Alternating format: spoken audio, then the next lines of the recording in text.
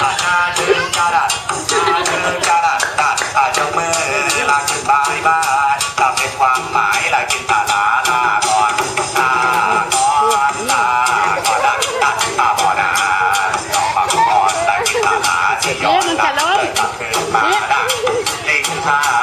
งแต่กายละส่วนหัวใจลิงถูกหลอกนาพอนาฝันตาจะได้โศกาพอนาสวัสดีครับพี่น้องอีกครั้งหนึ่งลูกอาม่าย่องลาม่าย่องอาม่าย่องลาเด้ออาจารย์ถึงกระดาษอาจารย์ถึงกระดาษจงมือรักบายบายรักเป็นความหมายตาลาก่อนตัวได้หน่อยบางเบิร์ดล่ะได้หน่อยบางเบิร์ดกางเกงหลุดรักตาลาที่ย้อนหนักกลับคืนมาเล่นท่าแต่กายรักหัวใจเล่นถูหลอก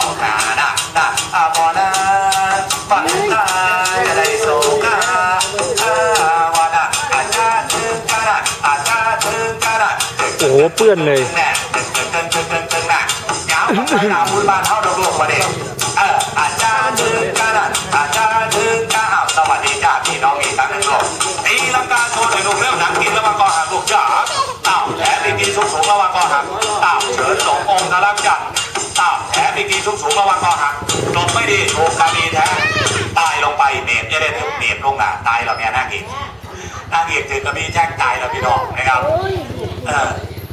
นะครับพี่น้องครับคุณแม่ครับถ้าเขานางเอกตายแล้วก็ไทยจะเป็นสีจบนะครับเนาะสวัสดีจ้าพี่น้องเราทุกคน